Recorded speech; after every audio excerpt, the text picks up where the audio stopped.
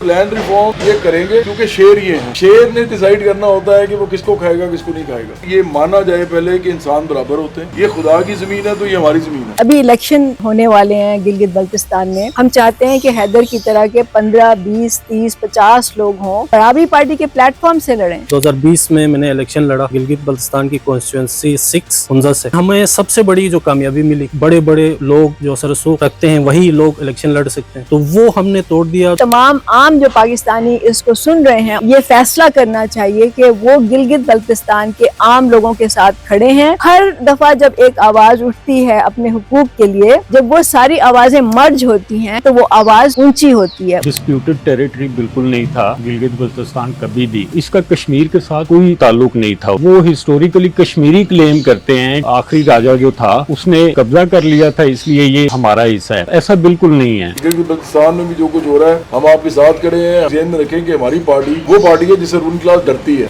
बहुत ज्यादा आबादी वैसे छोटी सी है और उस वसाइल का टिम्बर माफिया, लैंड माफिया, कौन सी माफिया गिलगित बल्तिस्तान में नहीं एग्जिस्ट करती। तो माफियाज क्यों हैं, वो लोकल लोगों के बेहस पे थोड़ी ऑपरेट कर रही हैं। तारे भी ऊपर चढ़े रहेंगे हमारे, और हमारे ऊपर ये हुक्मरान तबका भी चढ़ा रहेगा और ये हमें दबाता रहेगा। खुदा ने अमीर गरीब बनाए हैं, ये आपका पीर है, इसकी बात मान लो। लोग किसी खास बड़े कोज के लिए वहाँ पे वोटिंग लोग नहीं करते। तबाही होगी हर साल, उसको जो रीबिल्ड करेंगे हम किस तरह से करेंगे, इन सवालों के जवाब अभी तक कोई नहीं दे रहा। शरीफ खानदान, जरदारी खानदान, इमरान खान और उसका टोला, ये सारे के सारे खरबपति अरबपति लोग हैं। रियासत को ही पकड़े जब भी उनका कोई मसला हो, उनको खुदा की तरफ देखने की जरूरत ही ना पड़े, क्योंकि खुदा ने ही इंसानों को ये पावर दी है कि वो रियासत बनाए। Welcome to this session of pep talk. Pep talk एक प्रोग्राम है जो कि हम बराबरी पार्टी के प्लेटफॉर्म से करते हैं। पेप का मतलब है प्रोग्रेसिव, एनलाइटेंड, प्रॉस्परस पाकिस्तान। आज का मौजू है गिलगित बल्तिस्तान। गिलगित बल्तिस्तान पे बात करने के लिए वैसे तो बहुत से टॉपिक हो सकते हैं, बहुत से पहलू हो सकते हैं। अक्सर जो पाकिस्तान में बात होती है वो सैरो सयाहत के कॉन्टेक्स्ट में होती है, लेकिन हम आज दूसरे पहलू इसके एक्सप्लोर करना चाहते हैं। मैं एक व्लॉग सुन रही थी किसी का, और उसने एक बड़ी इंटरेस्टिंग बात कही। उसने कहा कि गिलगित बल्तिस्तान जो है वो पाकिस्तान के सर का ताज है। तो अगर आप देखें, नक्शा देखें पाकिस्तान का, तो वाकई पाकिस्तान जो है वो टॉप पे आता है। मतलब शुमाली, जो सबसे शुमाली इलाके हैं उसमें गिलगित बल्तिस्तान आता है। और जो इंटरेस्टिंग टिटबिट्स हैं उसके, वो ये है कि जो पाकिस्तान का कौमी जानवर है मारखोर, वो भी उन्हीं पहाड़ों में मिलता है। फिर जो पाकिस्तान का कौमी परिंदा है वो भी उन्हीं पहाड़ों में उड़ता है। और जो पाकिस्तान का कौमी दरख्त है देवदार या सीडर, जिसको हिमालयन सीडर कहते हैं, वो भी उसी इलाके में है। तो ये तो इंटरेस्टिंग फैक्ट्स हैं अबाउट गिलगित बल्तिस्तान, लेकिन उसके पीछे एक तारीख़ भी है, उसका पॉलिटिकल इम्पोर्टेंस भी है, जियो पॉलिटिक्स के हवाले से भी ये एरिया इम्पोर्टेंट है।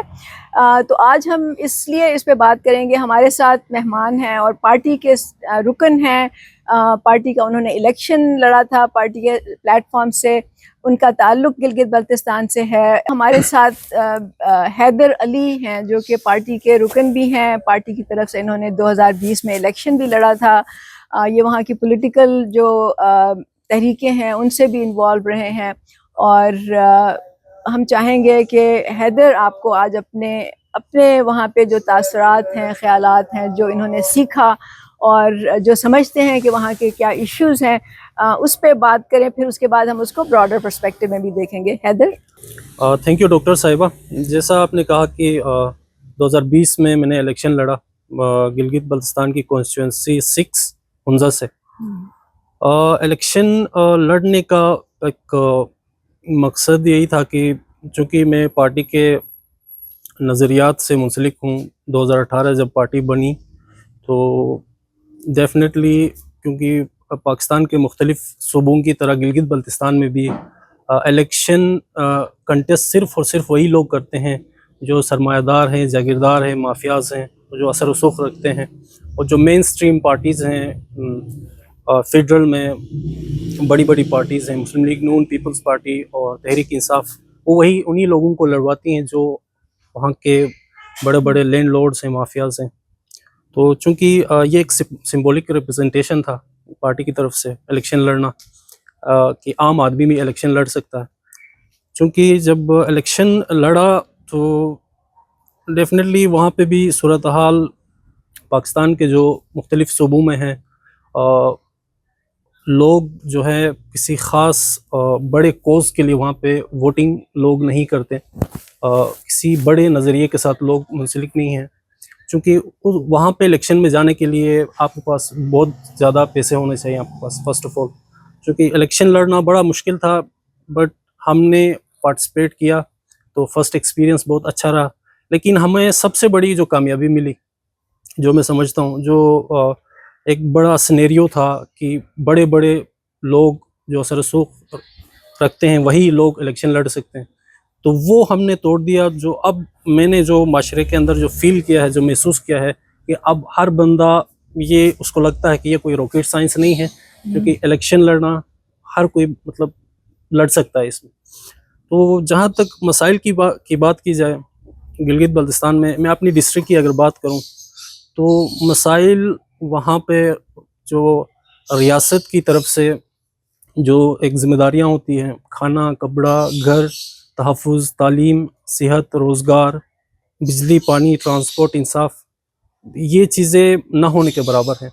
अगर आप देखें तो मेरा डिस्ट्रिक्ट जो है चाइना बॉर्डर, जहाँ पे आपका चाइना पाकिस्तान इकनॉमिक कॉरिडोर का जो है ना मेन दरवाज़ा है वहाँ पे, तो वहाँ पे अगर आप कभी जाएंगे तो आपको हैरत होगी कि आपका स्टार्टिंग जो सिटी है वहाँ पे, जो लोग वहाँ पे लाखों की तादाद में सालाना टूरिस्ट्स आते हैं, हज़ारों की तादाद में फ़ॉरेनर्स आते हैं, चाइनीज़ आते हैं, चाइना की तरफ से मुख्तलिफ़ ममालिक के लोग आते हैं, तो वहाँ पे पीने का पानी नहीं है, तो और बाकी चीज़ें तो दूर की बात है। सेहत से रिलेटेड अस्पताल है ही नहीं वहाँ पे, बिजली है ही नहीं। हालांकि वो वहाँ के जो अगर रिसोर्सेज को यूटिलाइज़ किया जाए तो लाखों मेगावाट बिजली हम पैदा कर सकते हैं और एक्सपोर्ट भी इवन कर सकते हैं।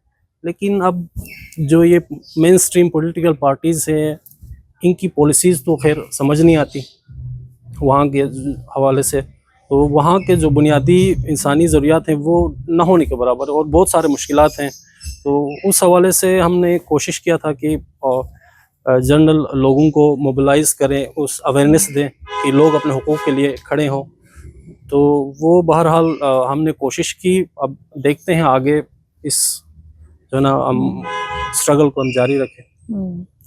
तो इस वक्त जो कम से कम हम सुनते हैं, जो बेसिक बुनियादी वजह है पाकिस्तान और गिलगित बल्तिस्तान का जो आपस का रिलेशनशिप है, वो ये है कि उस खित्ते की इस वक्त कोई कॉन्स्टिट्यूशनल वैल्यू नहीं है, या कॉन्स्टिट्यूशन में उसका कोई जिक्र नहीं है। तो ये एक अधूरा सा ताल्लुक़ है जो नापायदार भी है, और उसकी वजह से बहुत से प्रॉब्लम्स भी क्रिएट हो रहे हैं।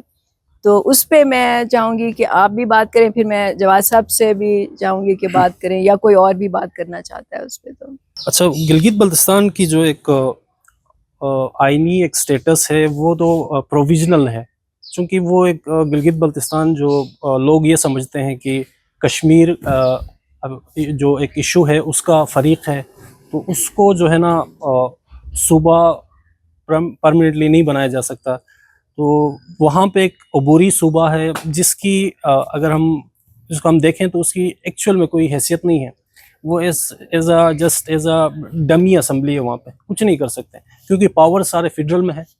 जो भी आपके पॉलिसीज़ हैं, जो भी आपके फैसले हैं, वो सारे के सारे जो है ना यहाँ फेडरल से होते हैं। वो जस्ट वहाँ पे जो मेंबर्स होते हैं वो जस्ट असेंबली में जाते हैं, जस्ट डिस्कशंस, वो अपनी वहाँ पे कानून साजी नहीं कर सकते। उनके अंदर अगर ये कहा जाए कि ऑटोनोमस पावर अपने राइट्स के लिए, अपने हुकूक़ के लिए, अपने कानून साजी के लिए उनके पास नहीं है, क्योंकि किए जा सकते हैं। जैसे अगर जैसे आज़ाद कश्मीर भी इसी कश्मीर के मसले का एक फ़रीक है, तो अगर आप वहाँ आज़ाद कश्मीर को अलग एक स्टेटस दे सकते हैं, आप वज़ीर-ए-आज़म दे सकते हैं, सदर दे सकते हैं, तो वहाँ भी दे सकते हैं। अगर आप वो नहीं दे सकते हैं, आप प्रोविजनल आप सूबा बना रहे हैं, तो वो भी अच्छी बात है। तो कम एटलीस्ट आप उनको ऑटोनोमस पावर दें ताकि वो अपने हुकूक़ की लड़ाई लड़ सकें, कम से कम कानून साजी कर सकें। इस वक्त गिलगित बल्तिस्तान में जो लोगों के मोस्टली जो लोग समझते हैं कि आज तक वहाँ पे दूसरे सूबों की तरह, आपने सुना होगा बलूचिस्तान में, सिंध में और दूसरे सूबों में کہیں کہیں سپریٹسٹ موومنٹس ہوتی ہیں، لیکن گلگت بلتستان میں آج تک نہیں ہوئی. وہ یہ بھی آج تک سب یہ سمجھتے ہیں کہ ہم پاکستان کا حصہ ہیں اور ہمیں یہ 5 صوبہ بنایا جائے. چونکہ میں نے کہا کہ یہ کشمیر مسئلے کا ایک فریق رہا ہے تو اس لیے وہ نہیں ہو سکتا پرماننٹلی. لوگ سمجھتے ہیں کہ اس کے کاز کو جو ہے نا وہ افیکٹ نہ ہو، ٹھیک ہے، چونکہ اس کا ایشو یونائٹڈ نیشنز میں ہے. لوگ سمجھتے ہیں کہ اس کاز کو جو ہے نا افیکٹ ہو جائے گا اگر ہم گلگت بلتستان کو صوبہ بنائیں. تو ایکچولی ایشو سارا یہ ہے کہ اگر آپ پروویژنل بناتے ہیں تو ایٹ لیسٹ آپ کو ان کو ایٹونومس پاورز دیں، جو کہ یو این نے آپ کو انسٹرکٹ کی ہے. آپ جو حصہ پاکستان کے پاس آزاد کشمیر اور گلگت بلتستان کی صورت میں ہے اور انڈیا کے پاس مقبوضہ کشمیر ہے، تو ان کو یہ ڈائریکٹلی ان کو یو این کی طرف سے کہا گیا ہے کہ آپ ان کو ان کے ایٹونومس پاورز ان کو دے دیں اور آپ ایز اے وہاں پہ کیئر ٹیکر کے طور پہ، نگران کے طور پہ آپ ان کی نگرانی کریں وہاں پہ. لیکن وہ ایسی چیزیں نہیں ہو رہی ہیں. اور میں یہ سمجھتا ہوں کہ اگر آپ پروویژنل صوبہ بنا رہے ہیں، اگر بنایا ہے تو پاورز بھی دے، اور ساتھ ساتھ پاورز کے علاوہ آپ ان کو نیشنل اسمبلی اور سینٹ میں ان کو ریپرزنٹیشن دیں، تاکہ وہ جو ہے نا اپنی رائٹس کے لیے یہاں فیڈرل میں، سینٹ میں اور قومی اسمبلی میں ان پہ جو ہے نا فائٹ کر سکے. آپ یہ بھی بتائیں نا کہ لوگ کیونکہ سن رہے ہیں آپ کو، کہ آپ کے خیال میں کیوں ایسا وہ نہیں کر رہے؟ پاکستانی ریاست یا ہماری حکمران پارٹیز جو ہیں وہ فیڈرل میں جو بیٹھی ہیں وہ ایسا کیوں نہیں کر رہی کہ وہ آپ لوگوں کو اٹانومی اس طرح کی دیں پروویژنل؟ آپ کا کیا خیال ہے کس وجہ سے نہیں کر رہے؟ وہ ایکچولی مین پرابلم یہ ہے کہ چونکہ وہ خطہ اس کے بہت سے عناصر ہیں، چونکہ یہاں پہ جو حکمران اشرافیہ ہے، کیونکہ گلگت بلتستان میں بہت سے وسائل ہیں اور بہت سے کاروباری مراکز ہیں جن سے وہ ذاتی طور پر خود فائدہ اٹھا رہے ہیں. وہ جو ہے نا اگر آپ اس کو صوبہ بنائیں گے تو کوئی تیسرا بندہ پاکستان کے کسی بھی صوبے سے وہاں جا کے وہ انویسٹمنٹس نہیں کر سکتا، وہاں سے فائدے نہیں لے سکتا. چونکہ اس وقت سارا کا سارا جتنا بھی حکمران اشرافیہ ہے اس ملک کا، جتنے بھی لینڈ لارڈز ہیں، وہاں پہ لینڈ گریبنگ ہوتی ہے. بہت سے زمینیں وہاں پہ اس وقت خریدی گئی ہیں جہاں پہ انویسٹمنٹس ہوئی ہیں، تو وہاں پہ ٹیکس کا نظام ہے ہی نہیں. کیونکہ لوگوں کا سب سے پہلے یہی ہے کہ نو ٹیکسیشن وداؤٹ ریپرزنٹیشن. چونکہ اس کا ایگزیکٹلی وہاں پہ کے لوگ تو فائدہ نہیں اٹھا رہے، فائدہ اٹھا رہے یہاں کے اشرافیہ کہ ڈائریکٹلی لوگوں کی انویسٹمنٹس، بڑا جو پیسہ لگا ہے حکمران طبقے کا یہاں سے لگا ہے اور وہ مزے لوٹ رہے ہیں. اور وہ نہیں چاہتے کہ ان کو اٹونومس پاور ملے اور ہمارے جو دکانیں ہیں وہاں پہ وہ بند ہو جائے. سیدھی سی بات، اور کوئی ایشو نہیں ہے. اور یہ کیونکہ اگر ہم ہسٹری کو دیکھیں تو گلگت بلتستان کو 1947 1 نومبر سے لے کے 2009 تک جسٹ ایگزیکٹو آرڈر اور پولیٹیکل ایجنٹ کے ذریعے اس کو وہاں پہ اس نظام کو چلایا گیا 2010 تک، اور 2010 میں بھی یہ نہیں بناتے. ایکچوئل ایشو یہ ہے کہ یہ ان کی مجبوری تھی، کیونکہ سی پیک ایک بہت بڑا پروجیکٹ ہے. تو سی پیک میں ظاہر ایک ملک آپ کے ساتھ انویسٹمنٹ کر رہا ہے، آپ کے ساتھ معاہدہ کر رہا ہے، تو پھر اس میں آپ یہ دیکھتے ہیں کہ کسی ملک کے ساتھ آپ کر رہے ہیں تو وہ ایک جس جگہ سے آپ گزر رہے ہیں تو وہاں کی جو حدود ہے، وہ ٹیریٹری، وہ ایک ڈسپیوٹیڈ ایریا ہے، تو ڈیفینیٹلی وہ نہیں کریں گے. ٹھیک ہے، تو اگر آپ وہاں پہ اس معاہدے کو کرنا چاہ رہے ہیں تو پھر اس کو آپ قانون اور آئین کے زمرے میں اس کو لانا پڑے گا. So that was the initiative for the CPEC. Otherwise وہ بھی میرے خیال میں آج تک وہ نہ ہوتا. اس پہ کوئی اور بات کرنا چاہے گا طارق؟ سب سے پہلے تو نا تھوڑا سا ہسٹوریکل بیک گراؤنڈ جو ہے وہ دیکھنے کی ضرورت ہے. ڈسپیوٹڈ ٹیریٹری بالکل نہیں تھا گلگت بلتستان کبھی بھی. یہ فیڈرلی ایڈمنسٹریٹڈ ناردرن ایریاز تھے کہ فیڈریشن جو ہے اس کو ایڈمنسٹریشن اس کی کرتی تھی جیسے فاٹا کی کرتی تھی. وہاں پہ بھی پولیٹیکل ایجنٹ ہوتے تھے. ابھی انہوں نے مرج کیا ہے اس کو KPK کے اندر. تو اس کا کشمیر کے ساتھ کوئی تعلق نہیں تھا اس طرح سے.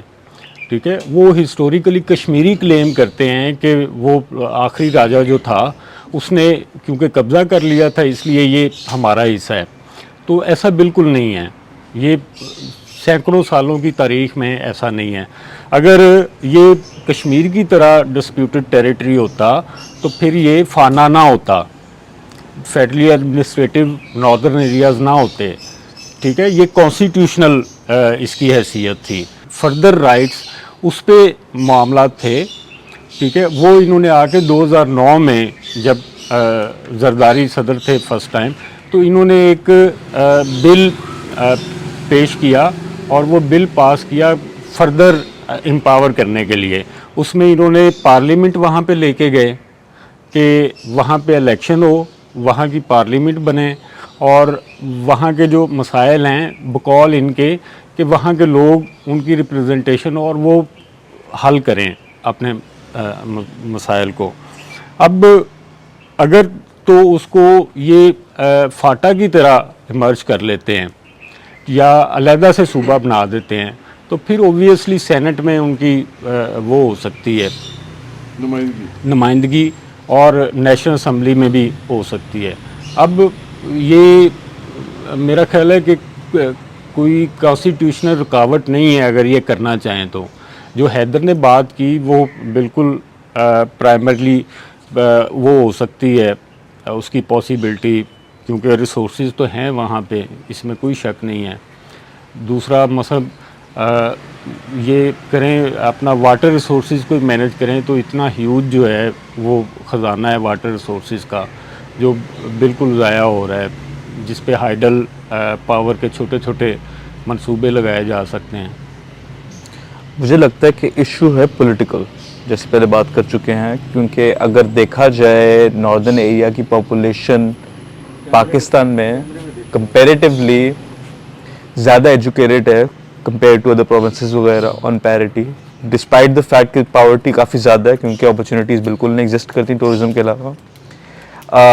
लोगों ने पिछले 10-15 सालों में काफ़ी मेहनत से अपने बच्चों को स्कूल भेजा है, वहाँ स्कूल इस्टेब्लिश हुए हैं, प्राइवेट स्कूल, चैरिटी स्कूल्स, काफ़ी ज़्यादा स्ट्रगल करके लोगों ने एजुकेशन हासिल की है। अब प्रॉब्लम मुझे नज़र आती है कि अगर पॉलिटिकल ऑटोनॉमी मिल जाए और लोगों को एम्पावर कर दें तो रियासत के लिए जो एक्सप्लॉयटेशन के मॉडल पे सेंटर्ड है, राज की तरह पाकिस्तान पे हुकूमत करती है, जहाँ कमिश्नर राजा होता है, वो एक ऐसा प्रेसिडेंट सेट कर दे कि किस इलाके में जहाँ अवाम कम है और अगर वो डेमोक्रेटाइज हो जाएं तो वो बाकी पाकिस्तान के लिए एक मिसाल बन सकते हैं कि भाई जमहूरियत चल सकती है। जहाँ आबादी कम होती है, जहाँ कम्युनिटी छोटी होती है, वहाँ लोगों को अपने मसाइल ज़्यादा बेहतर नज़र आते हैं, वहाँ आपस में इनक्वालिटी बेशक हो लेकिन लोगों को आराम से नज़र आता है कौन लूट रहा है, किसको लूट रहा है।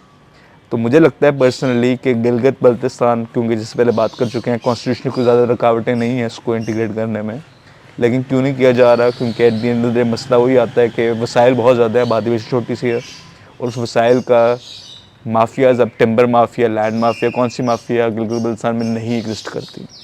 तो माफियाज़ क्यों हैं, वो लोकल लोगों के बेहस पे थोड़ी ऑपरेट कर रही हैं। इवन जेम्स का बहुत जेमस्टोन का मतलब स्मगलिंग माफिया, कौन सी माफिया नहीं एग्जिस्ट करती है।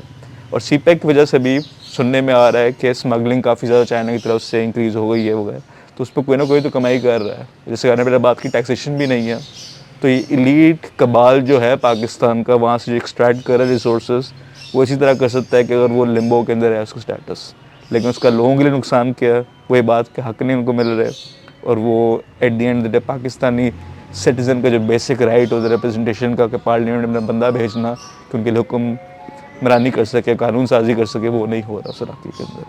तो ये बहुत बड़ा जस्टिस है उन पाकिस्तानियों के लिए जो उस एरिया के अंदर रह रहे हैं। और गिवन द फैक्ट कि ये कितना जियो पोलिटिकली इंपॉर्टेंट है पाकिस्तान के लिए सीपैक की वजह से, मेरी पर्सनल ओपिनियन है कि हमें बराबरी पार्टी को इस इलाके में इस पोजीशन के ऊपर स्टैंड लेना चाहिए कि बेसिकली आपका पॉलिटिकल आइडेंटिटी का इशू तो है, लेकिन ये आपका पूरे मुल्क के लिए एक फ़ायदेमंद चीज़ हो सकती है कि अगर वहाँ एग्जाम्पल सेट हो जाए। क्योंकि छोटा इलाका है, आबादी कम है, वहाँ लोगों को कन्विंस करना रिलेटिवली ज़्यादा आसान है ऐसे इलाकों से जैसे पंजाब के अंदर हो गए जहाँ आबादी बहुत ज़्यादा होती है। बस मेरी ये पोजीशन है।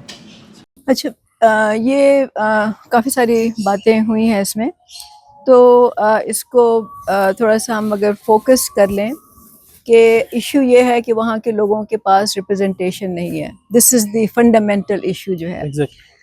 لیکن اس میں اگر ہم پھر اس اینگل سے دیکھیں نا حیدر، ابھی جو آپ نے خود بات کی کہ اس وقت بھی جو باقی پولیٹیکل پارٹیز ہیں وہ جب ٹکٹ دیتی ہیں یا الیکشن میں لوگوں کو کھڑا کرتی ہیں تو وہ اسی ایلیٹ کلاس سے، اشرافیہ سے کرتی ہیں. بالکل. سو ان دا کرنٹ سسٹم جو سب پورے پاکستان میں رائج ہے، جس میں تمام پولیٹیکل پارٹیز میں اشرافیہ کا کنٹرول ہے، تو اگر میرا کنسرن یہ ہے کہ اگر گلگت بلتستان کو بھی صوبے کا درجہ دے دیا جائے لیکن وہاں پہ کوئی اسٹرکچرل چینج نہ کی جائے ان دا پالیٹکس، کہ وہاں پہ عام لوگ جو ہیں وہ پھر امپاور ہوں، وہ الیکشن لڑیں، وہاں پہ پیسے کا رول ختم کیا جائے الیکشن میں، وہاں پہ عام لوگوں کو فیسیلیٹیٹ کیا جائے. اس کی بہت سے طریقے ہیں، دنیا میں ایگزامپلس ہیں کہ کس طرح سے فنڈنگ ہوتی ہے. جو بہت سے ملک ہیں جہاں پہ کہ اسٹیٹ فنڈ کرتی ہے پولیٹیکل الیکشنز کو، اسٹیٹ فنڈنگ ہوتی ہے تو وہ سب کو برابر ہوتی ہے اور اس کے لیے لاز ہوتے ہیں. تو جب تک وہ نہ کیا جائے، اگر پاکستان مطلب اگر گلگت بلتستان ایک صوبہ بن بھی جائے تو اس میں کنٹرول پھر اسی کا ہوگا. صرف فرق یہ ہوگا کہ وہاں کے جو لوکل ایلیٹ ہیں، جیسے بلوچستان میں جو لوکل ایلیٹ ہیں یا سندھ میں لوکل ایلیٹ ہیں، they will become part of the bigger وہ ہم کہتے ہیں نا کبال ایک بنا ہوا ہے، ایک جتھا ہے جو کہ ملک پہ حکومت کر رہا ہے. they'll become part of it اور وہ اسی طرح سے حکومت کریں گے. تو in the end what it boils down to is کہ you have to fundamentally change the nature of the politics and you have to actually اگر ہم ڈیموکریسی کی بات کرتے ہیں تو اس وقت ڈیموکریسی تو نہیں ہے نا، نہ پاکستان میں ہے نہ کہیں اور کسی صوبے میں ہے. تو اس کو ہم جب تک چینج نہیں کریں گے، میرا اس پوری نچوڑ یہ ہے کہ ہمیں اس طرف جانا پڑے گا کہ ہم فنڈامنٹل اسٹرکچر کو چینج کریں، پالیٹکس کو اور اکنامکس کو، تو پھر ہی ہم کسی بہتری کی طرف جا سکتے ہیں. جواد صاحب بہتر بتا سکتے ہیں. ڈیموکریسی تو پورے پاکستان میں کہا جاتا ہے کہ ہے، لیکن پیپلز ڈیموکریسی نہیں ہے. جو عام لوگ ہیں وہ نہ الیکشن میں حصہ لے سکتے ہیں، نہ عام لوگ جو ہیں وہ پارٹیسپیٹ کر سکتے ہیں ایون سیاسی پارٹیوں کے اندر. ان کو اس قابل نہیں سمجھا جاتا کہ نعرے مارنے اور بینر لگانے اور لوگوں کے لیے گالم گلوچ کرنا ایک دوسرے کے ساتھ، اس کے علاوہ ان کا کوئی کام ہے. اور جو بات ابھی ہوئی ہے نا کہ یہ جو قبائلز بنے ہوئے ہیں اور جو منوپلائز کیا ہوا لوگوں نے اور جو مافیاز ہیں، تو یہ کیا چھوڑ دیں گے جب صبح بنے گا صحیح والا، جس میں آپ کہہ رہے ہیں کہ لیجسلیشن نہیں ہو رہی تو لیجسلیشن سٹارٹ بھی ہو جائے اگر قانون سازی، تو کیا اس پہ عام لوگوں کا کنٹرول ہوگا؟ تو اس کا جواب ہے کہ نہیں ہوگا، کیونکہ پنجاب میں نہیں ہے، سندھ میں نہیں ہے، پختونخوا میں نہیں ہے، بلوچستان میں نہیں ہے، آزاد کشمیر میں بھی نہیں ہے. بے شک وہ علیحدہ ایک اینٹی ہے اس وقت، لیکن گلگت بلتستان بھی انہی علاقوں کی طرح ہی اس کو بھی ایک طرح سے پرپیچول جو ہے نا، جس طرح کا ان کا گورننس کا سسٹم ہے، جس طرح ان کا اکنامک پولیٹیکل سسٹم ہے، یہ اسی طرح پرپیچویٹ کرے گا. مجھے بھگت سنگھ اس وقت یاد آیا کہ جب انڈیا میں انڈیپینڈنس کی موومنٹ وہ بھی کر رہے تھے، بھگت سنگھ کے ساتھی اور وہ سارے، اور آپ کو پتہ ہے کہ بھگت سنگھ کو پھانسی دی گئی اسی جو ہے غلطی کی پاداش میں کہ جی اس نے اس ملک کے اندر عام لوگوں کی بات کی تھی، مطلب اس پورے خطے میں، انڈو پاک میں. تو اس نے کہا تھا کہ اگر انگریز چلے بھی گئے، جو اس وقت ہمارے آقا ہیں، اس وقت ہمارے جو ماسٹرز ہیں، اگر وہ چلے بھی گئے تو ہمارا مسئلہ حل نہیں ہوگا، کیونکہ یہ چلے جائیں گے تو ان کی جگہ ہمارے براؤن ماسٹرز آ جائیں گے، براؤن یا کالے یا سانولے گورے چلے جائیں گے، اور یہ آ کے انہی کی جگہ ہم پہ یہ حکومت کریں گے. تو ہم نے دیکھا کہ جو بھگت سنگھ نے کہا تھا وہی ہوا. پاکستان بنا تو یونینسٹ جو تھے انہوں نے آگے کنٹرول سنبھالا اس ملک کا. قائد اعظم کو کہا جاتا ہے کہ ان کا یہ کال ہے کہ میری جیب میں کھوٹے سکے ہیں. انہوں نے کھوٹے سکے کن کو کہا تھا؟ انہوں نے انہیں کو کہا تھا جو دولتانہ تھے اور ٹیوانہ تھے اور یہ سارے جو تھے. تو یہ یونینسٹ تھے جو کہ شامل ہوئے تھے مسلم لیگ میں اس لیے تاکہ مسلم لیگ کو تھوڑی سی امپاور کیا جائے، اور مسلم لیگ جو ہے وہ مسلمانوں کے ووٹ جو اس طرح کے علاقے ہیں جہاں مسلمان ووٹ زیادہ ہے وہ لے سکیں، کیونکہ آخر کار وہی ذہنی غلامی عوام کے اندر تھی جو آج بھی پاکستان کے اندر ہے، کہ یہ لوگ ان کو ووٹ دیتے ہیں جو بڑے لوگ ہوتے ہیں، سرمایہ دار، جاگیردار، مافیاز ہوتے ہیں. تو یونینسٹ کو ایکچولی ملایا اس لیے گیا تھا. تو آپ دیکھ لیں کہ 1951 میں ایکچولی مسعود کھدر پوش نے کتاب لکھی نوٹ آف ڈسینٹ. تو اس کے اندر اس نے یہ لکھا ہے کہ جو سندھ کی اسمبلی تھی اس کے اندر 90% جاگیردار تھے، اور 1953 میں جو پنجاب کی اسمبلی تھی اس میں 80% جاگیردار تھے. یہ ایک ہسٹوریکل ڈاکومنٹ ہے نوٹ آف ڈسینٹ، اور یہ اس آدمی نے لکھا ہے جس کو لینڈ ریفارمز کرنے کے لیے ऑथराइज किया था कि आप इसके अंदर वोट दें कि अगर लैंड रिफॉर्म्स होने हैं पाकिस्तान में तो अगर 2 लोग कह दें कि होने हैं तो हो जाएंगे। 3 लोगों का बनाया गया था, कमेटी बनाई गई थी, एक गोरा था, एक जागीरदार था और एक ये मसूद खदरपोश थे। तो सिवाय मसूद खदरपोश के बाकी दोनों ने ही कहा कि लैंड रिफॉर्म्स नहीं होने चाहिए। आप इसको इस तरह फैला लें कि गिलगित बल्तिस्तान में जितने भी मामलात हैं वो इंडिजिनसली, अगर आप देखेंगे, मैं बहुत ज़्यादा नहीं उधर उस इलाके में इंट्रिकेट डिटेल्स के अंदर नहीं जानता प्रॉब्लम जितना आप जानते हैं, और एक ख़ास हद से ज़्यादा तो हर बंदे कोई भी चीज़ पूरी तरह नहीं जान सकता, लेकिन चूंकि आप हमारे बाजू हैं, आपसे हमें पता लगता रहता है। लेकिन मुझे एक बात बताया कि वहाँ पे भी इंडिजिनसली अगर देखा जाए तो जो असर व रसूख है, जो पावर है, जो रूलिंग रोल है, वो इन्हीं लोगों के पास है जो करता धरता है वहाँ पे, वो आम लोगों के पास नहीं है। आम लोगों की तो बल्कि मूवमेंट्स में अभी काफ़ी अर्सा पहले एक आदमी है वहाँ पे जो इन्होंने बहुत स्ट्रगल की है, बाबा जान। ये बहुत पुरानी बात है, उस ज़माने में हमारी पार्टी नहीं थी, बराबरी पार्टी भी नहीं थी, और international youth and workers movement भी मेरा ख्याल है अभी या थी, स्टार्ट होगी हुई थी, लेकिन हम एक ऑर्गेनाइजेशन चलाते थे, राइट्स फॉर इक्वालिटी, ये उस ज़माने की बात है। तो बाबा जान आए थे इधर, मेरे घर तशरीफ़ लाए थे, तो उन्होंने अपनी वो बताया सारा कि उधर क्या हो रहा है, काफ़ी अच्छी डिटेल में बताया, और फिर उन्होंने कहा कि हम समझते हैं कि मूवमेंट बड़ी हो जाएगी। तो मैंने उनसे एक ही बात की थी, मैंने उनसे कहा था, आज भी जिस तरह हैदर ने मुझे कुछ दिन पहले कहा कि वहाँ पे लेफ़्ट के जो लोग हैं ना, वो मैंने जो बाबा जान से कहा था वो हैदर ने भी कहा, इंडोर्स किया 2025 में, मेरा ख्याल है वो 2012-13 की बात थी, 12-13 में जब बाबा जान से मुलाकात हुई थी। तो इस बात को हो गए 12 साल, इसका मतलब है। तो आज भी हैदर यही कह रहे थे मुझे कि वहाँ पे जो लेफ़्ट है या बायां बाजू है या जो आम लोगों के रिप्रेजेंटेटिव बनना चाहते हैं, उनका अभी भी इस हवाले से कोई बड़ा रोल नहीं है गिलगित बल्तिस्तान में कि वो ये तबकाती शऊर दे सकें लोगों को कि आम लोग, मज़दूर, किसान, लोअर मिडिल क्लास और फिर पढ़े लिखे मिडिल क्लास जो गिलगित बल्तिस्तान की है, वो तबकाती हवाले से वहाँ पे एक स्ट्रगल शुरू करे। अगर आज भी नहीं है तो बाबा जान के ज़माने में तो आपको पता है और भी उस तरह नहीं थी।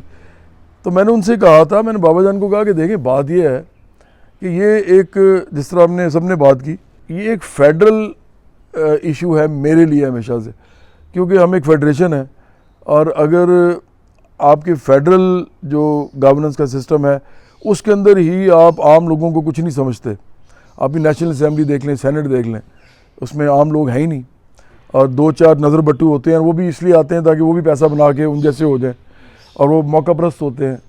2-4 लोग जब भी आपके मिडिल क्लास से दाखिल होंगे एक ऐसी असेंबली में जो कि भरी हुई है जागीरदारों, सरमायादारों, माफिया, पीरों मुर्शिदों से और साथ कबैली सरदारों से, वडेरों से, तो वो वैसे ही हो जाएंगे जैसे वो हैं, और वो जाते भी इसीलिए हैं क्योंकि वो अपनी तो फॉर्मेशन होती कोई नहीं है उनकी पॉलिटिकल, वो उन्हीं के अंदर शामिल हो जाते हैं। हमारा जो ऊपर से ही आवा बिगड़ा हुआ है, लोगों को एम्पावर नहीं किया गया, तो सूबों में भी यही हाल है। सूबों में भी आपको कोई ग्रास रूट पे तबकाती इस शऊर के हवाले से मूवमेंट नज़र नहीं आती। अमीर गरीब के मामले में कि गरीब सियासी तौर पे खड़ा हो अमीर के सामने, अमीर के ख़िलाफ़ सियासी तौर पे खड़ा हो, ऐसा होता नहीं है। और जो छोटे छोटे ग्रुप्स हैं वहाँ पे आज भी हैं, मुझे बताया जाता है वहाँ ग्रुप्स हैं, लेकिन लोग जो हैं वो उनके साथ भी जब शामिल होते हैं तो सिर्फ इश्यूज़ के ऊपर होते हैं, बुनियादी नज़रिए पे नहीं होते कि इंसान बराबर हैं। इंसान बराबर हैं, इंसानों को बराबरी मिलनी चाहिए, हर एक का हक़ है इस मुल्क में, जो कुछ है उसके ऊपर, जो इसमें उगता है, जो कुछ मिलता है, जो कुछ बनता है, उस पर हर एक का हक़ है, हर एक के बच्चों का, हर एक के माँ बाप का, हर एक के बहन भाइयों का। ये वो चीज़ है जो एक्चुअली लेफ़्ट भी वहाँ पे करने से कासिर है अभी तक।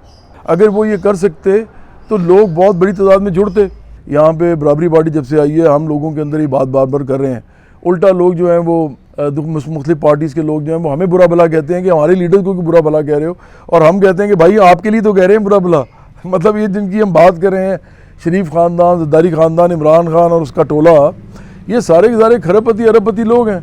तो आप लोग जो हैं, हम उनके ख़िलाफ़ बात करते हैं तो आप हमें कहते हैं कि जी आप उनके ख़िलाफ़ क्यों बात करें। तो इसका मतलब है ज़हनी ग़ुलामी की बहुत बदतरीन शक्ल मौजूद है पाकिस्तान के अंदर, हर सूबे के अंदर, हर शहर के अंदर, हर गाँव में, हर कस्बे में, हर छोटे शहर में।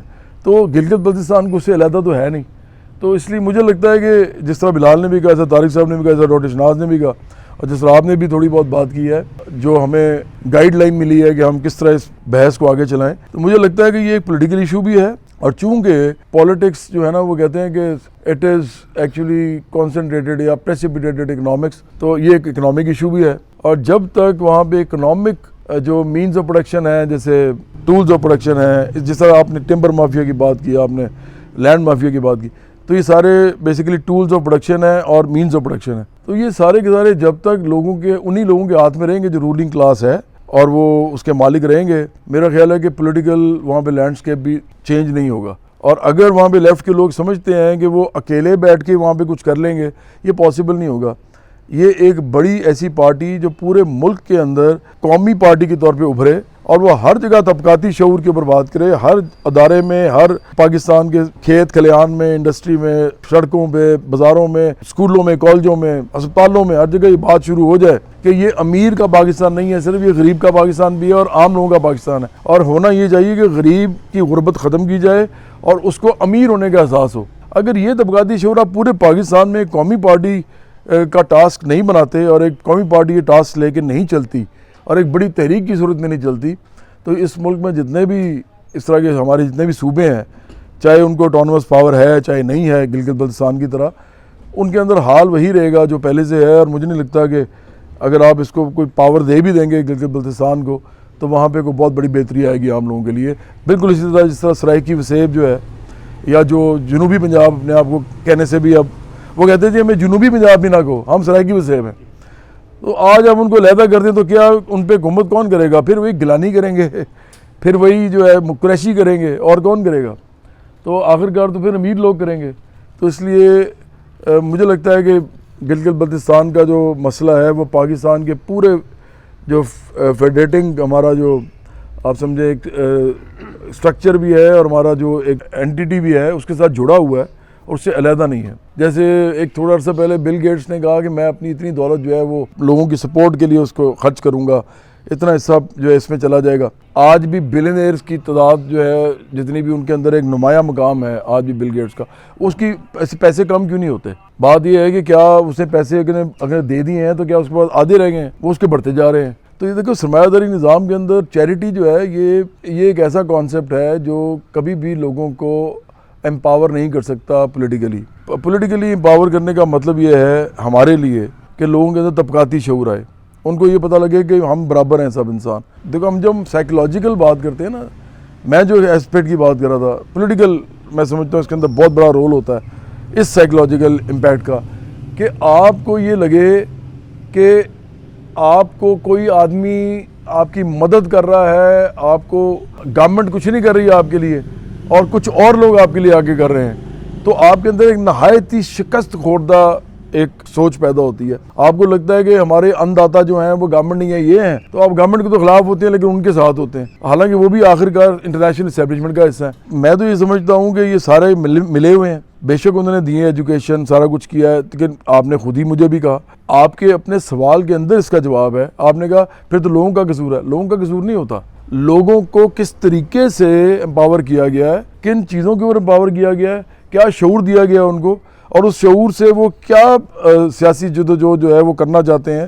یہ جو سارا کچھ ہے وہ رولنگ کلاس کے ہاتھ میں ہوتا ہے، اور رولنگ کلاس چونکہ عام لوگوں پہ مشتمل نہیں ہے، وہاں پہ بڑے لوگوں پہ مشتمل ہے، تو اس لیے میرا نہیں خیال کہ یہ غلام زدہ ذہنیت یہ وہاں سے نکل سکتی ہے. میں ایک چھوٹی سی مثال دوں گا ابھی آپ کو. دیکھیں ابھی کچھ گھنٹے پہلے تقریباً رات کے کسی ٹائم پہ آزاد کشمیر میں جو موومنٹ ہو رہی تھی اس کے اندر انہوں نے معاہدہ کر لیا ریاست کے ساتھ. تو یہ تو مجھے پہلے سے پتا تھا کہ معاہدہ ہوگا، کیونکہ یہ موومنٹ چوں کا مربع تھی، یہ کوئی موومنٹ تھی نہیں. یہ موومنٹ جو تھی ایسے ہی تھی جیسے کچھ ادھر سے لوگ کچھ ادھر سے لوگ. اچھا کہہ رہے تھے اوپر سے، جب سب سے مزے کی بات ہے، کہہ رہے تھے کہ ہم تو سیاسی بھی نہیں ہیں. اور بھائی اگر آپ سیاسی نہیں ہیں تو اب ہیں کیا؟ اگر آپ سیاسی نہیں، اگر ہم تو جی کسی سیاسی پارٹی کے ساتھ بھی نہیں ہیں، یہ سیاسی، ہم تو اپنے حقوق کی جنگ لڑ رہے ہیں. اب بھائی آپ کے حقوق کی جنگ لڑنے کا مطلب ہی سیاسی ہے. تو اس طرح کی تو گفتگو کر رہے تھے ان کے جو لیڈران تھے، وہ شوکت میر کو شاید صاحب تھے اور اس طرح کے اور لوگ بھی تھے، اور کچھ لوگ جو تھے وہ کیا کہہ رہے تھے، مطلب دیکھیں نا چوں کا مربع میں کیوں کہہ رہا ہوں. کچھ لوگ کہہ رہے تھے ان کی ایسی کی تیسی، وہ مطلب وائلنٹ ہو رہے تھے. وہ کہہ رہے تھے کہ نکلو تباہ کر دو ذرا، جب تک ہمارے ہاتھ میں سب کچھ نہیں آتا. کوئی کوہیژن نہیں تھی، کسی قسم کی ہارمنی نہیں تھی.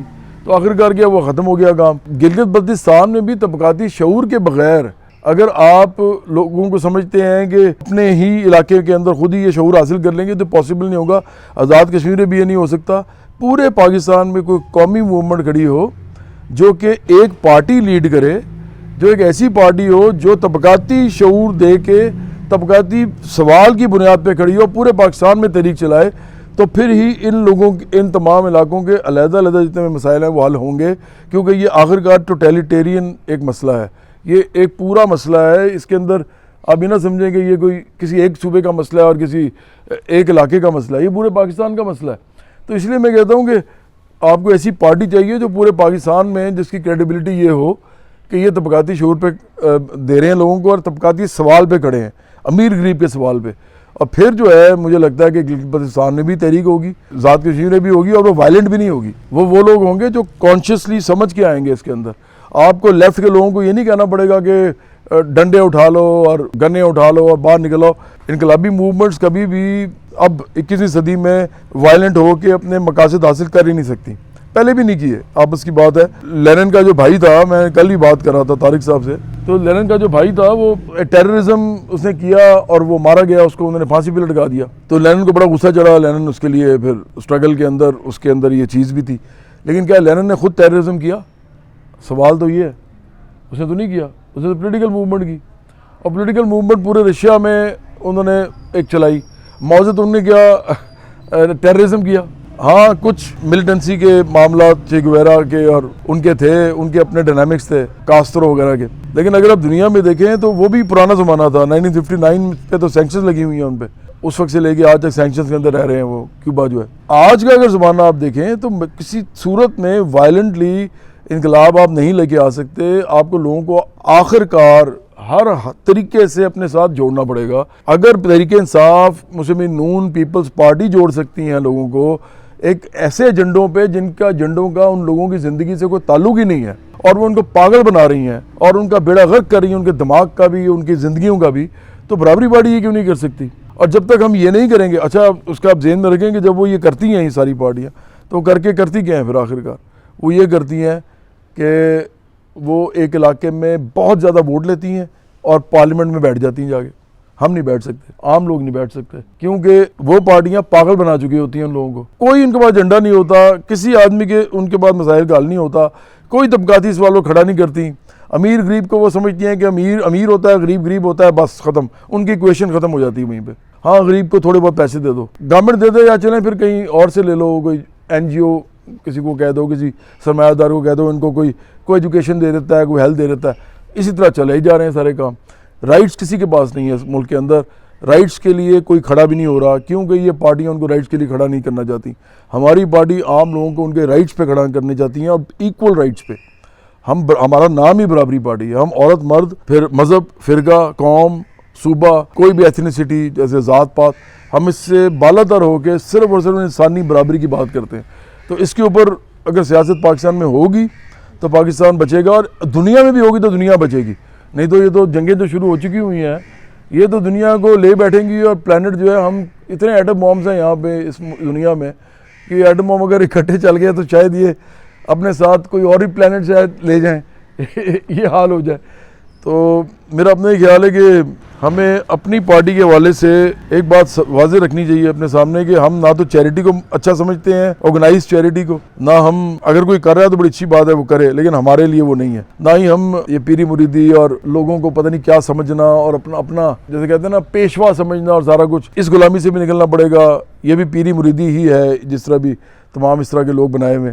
اور تیسرا یہ جو مذہب فروشی اس ملک میں ہوتی ہے, لوگ اپنے اپنے فرقے, اپنے اپنے مذہب کے اوپر جو لوگوں کو اپنے ساتھ جوڑتے ہیں اور اس کے اوپر گروپنگ کرتے ہیں, اور سیاست کے اندر مذہب کا رول زیادہ ہو جاتا ہے بجائے کہ لوگوں کے ایشوز کا, کیونکہ مذہب تو اپنا اپنا ہے, وہ تو میرا بھی اپنا ہے, ہر ایک کا اپنا اپنا ہے, اور ہر کوئی اس سے پیار کرتا ہے. تو میرا خیال ہے یہ تینوں چیزیں برابری پارٹی کو بانگ دہل کہنی چاہیے. ہماری پارٹی میں بھی ایسے بہت سے لوگ ہیں جو یہ سمجھتے ہیں کہ جی شاید یہ نان ایشوز ہیں, یہ اصل ایشوز ہیں.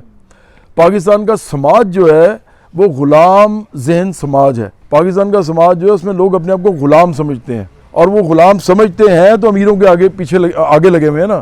امیر ان کو جس طرح مرضی ہانکتے ہیں, کیونکہ وہ اپنے آپ کو سمجھتے ہیں ہم کچھ کر نہیں سکتے, ہمیں تو خدا نے ایسا پیدا کیا. تو جب آپ کے اندر سے خیرات, پیری مریدی اور مذہب فروشی جس کے اندر یہ بتایا جاتا ہے کہ خدا نے امیر بنائے ہیں اور خدا نے غریب بنائے ہیں، اور جھوٹ بولا جاتا ہے، خدا کے اوپر بتان باندھا جاتا ہے۔ جب تک یہ سماجی پہلوؤں پہ بھی برابری پارٹی بہت بڑی ایک شعوری کوشش نہیں کرے گی، تو میں آپ کو بتا دوں کہ آپ لوگوں کو بے شک ان کے ایشوز پہ جڑنے کی کوشش بھی کریں، لیکن ان کا جو غلام ذہن ہے وہ اس کے رستے میں سب سے بڑی رکاوٹ بن جاتا ہے، اور وہ نہیں آپ کی بات سمجھ پاتے کہ آپ طبقاتی سوال جو ہے وہ کھڑا کر رہے ہیں تو کن بنیادوں پہ کھڑا کر رہے ہیں۔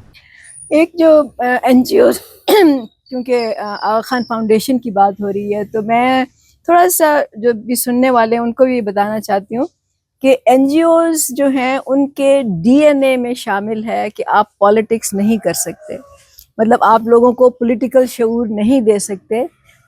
یہ کانسیپٹ ویسٹ سے ہی شروع ہوا ہے۔ میں کیونکہ یو ایس میں بہت عرصہ رہی ہوں تو آئی نو کہ، اور میں نے وہاں کی این جی اوز بھی دیکھی ہیں، انفیکٹ یہاں پہ بھی پاکستانی ڈاکٹرز نے ایک بنائی تھی آرگنائزیشن ہیومن ڈیولپمنٹ فاؤنڈیشن، اس میں بھی میں ایز اے والنٹیئر ان کے بورڈ پہ تھی۔ ان کو کوئی بھی ایکٹیویٹی ہو، ان کو یہ میک شور کرنا پڑتا ہے کہ اس میں پولیٹیکل عنصر نہ ہو کوئی، کیونکہ جو ایک اسٹیبلشمنٹ ہے ہر ملک کی اور دنیا کی، وہ لوگوں کی پولیٹیکل موومنٹ سے بہت لوگوں کی پولیٹیکل موومنٹ سے تھریٹنڈ ہوتی ہیں۔ ان کو بڑا خطرہ ہوتا ہے کہ اگر لوگوں میں پولیٹیکل موومنٹ ہوئی تو ہمارا تو یہ نظام الٹ پلٹ جائے گا۔ And that is why human development foundation میں جب میں تھی تو آئی ٹرائی ٹو سے کہ اس میں ہم وہ تھوڑا سا لوگوں کو پالیٹکس کی طرف لے کے جائیں، ان کو شعور دیں، but it was not possible, not کہ لوگ کرنا نہیں چاہتے تھے، لیکن اگر وہ کرتے تو ان کا وہ اسٹیٹس، این جی او اسٹیٹس ختم ہو جاتا ہے، پھر آپ کو فنڈنگ نہیں ملتی، پھر آپ کو جو ادارے ہیں وہ بھی آپ کے خلاف ہو جاتے ہیں، because you are trying to instigate people کہ اپنے رائٹس کے لیے آپ بات کرو۔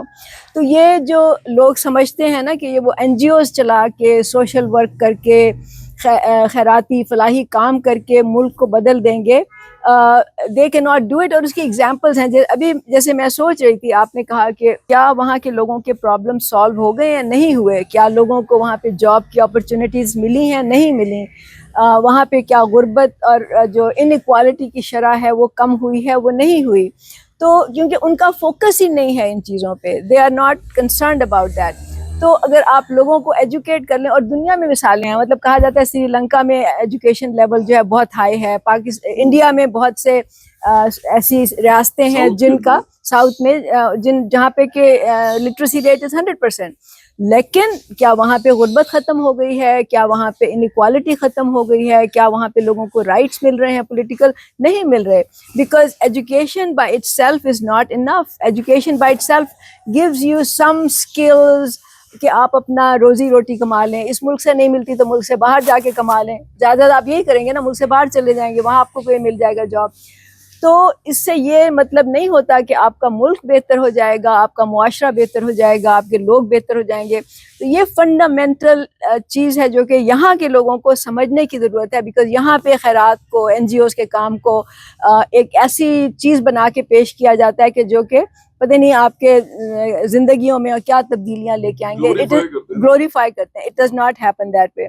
دوسری جو میں ایک صرف ایڈ کروں گا کہ یہاں پہ سیاست کو گلوریفائی کرنے کے بجائے نا چیریٹی کو گلوریفائی کیا جاتا ہے، لوگوں کو یہ بتانے کے بجائے کہ سیاسی کام بہت بڑا کام ہے، اس سے عظیم کام کوئی نہیں ہے، یہ انبیاء علیہ السلام کا بھی کام تھا، یہ انقلابیوں کا بھی کام تھا، یہ مصلحین کا بھی کام تھا، اور یہ بڑے بڑے اسٹیٹس پرسن جو ہوئے ہیں ان کا کام تھا، بجائے کہ ان کو اس پہ انسپائر کرنے کے، موٹیویٹ کرنے کے، الٹا پاکستان میں سیاست کو گالی بنایا جاتا ہے، یہ کہہ کے کہ یہ تو سیاست کر رہا ہے، یہ تو سیاسی آدمی ہے، اس کا مطلب یہ ہے کہ یہ کوئی فضول آدمی ہے۔ اچھا، جب آپ کو کوئی ملک ریاض جیسا بندہ اربوں روپیہ ادھر کما کے، خربوں روپیہ کما کے، ساز باز کر کے، ریاست کے اداروں کو انوالو کر کے، فوجی جرنیلوں کو اپنے ساتھ رکھ کے، اور وہ زمینوں پہ قبضے کر کے، اور بہت بڑے بڑے وہ لینڈز ایکوائر کر کے آخرکار ہاؤسنگ سوسائٹیز بناتا ہے، اور وہاں پہ پھر خربوں روپیہ بناتا ہے، تو اس کے بعد جا کے وہ ایک لنگر خانہ کھولتا ہے جس میں وہ 4-5 لاکھ کا راشن ڈالتا ہے، لوگوں کو کہتا ہے جی ادھر آئیں اور اس راشن سے آپ مفت جو ہے وہ خوراک حاصل کریں، تو اس کو کہا جاتا ہے یار یہ کتنا نیک آدمی ہے، یہ کتنا اچھا آدمی ہے، اس کو گلوریفائی کیا جاتا ہے، حالانکہ وہ تو بڑا لٹیرا آدمی ہے، اس نے تو آپ کے ریاست کے سارے پیسے کھا دیے ہیں، وہ پیسے کھا کے وہ تھوڑا بہت اس نے جو ہے وہ لوگوں کو دکھانے کے لیے لنگر خانہ کھول دیا۔ تو چیریٹی اس ملک میں گلوریفائی ہوتی ہے. بڑی بدقسمتی ہے ہماری. اگر یہ ویسٹ میں ہونا تو کچھ حد تک ویسٹ کے اندر کوئی اتنا فرق نہیں پڑتا. ادھر اتنی بڑی جی ڈی پی ہوتی ہے, اتنے بڑی انڈسٹریز لگی ہوتی ہیں, تھوڑا بہت چیریٹی سے بھی لوگ فائدہ اٹھا لیتے ہیں, لیکن اس کے باوجود گورنمنٹ کے اوپر بہت بڑی بڑی ذمہ داریاں ہوتی ہیں. ایون امریکہ میں بھی ہیں جہاں پہ لوگ کہتے ہیں نا فری مارکیٹ اکانومی ہے, امریکہ کے اندر بھی فوڈ سٹیمپس تک وہ دیتے ہیں لوگوں کو. مسئلہ یہ ہے کہ این جی او کو لایا کب جاتا ہے سسٹم میں, یہ سمجھنے کی ضرورت ہے. این جی او کو سسٹم میں لانے کے لیے لاز بنائے جاتے ہیں. لاز کون بناتا ہے؟ لاز بناتی ہے رولنگ کلاس. وہ این جی او کو کیوں لاتے ہیں سسٹم کے اندر؟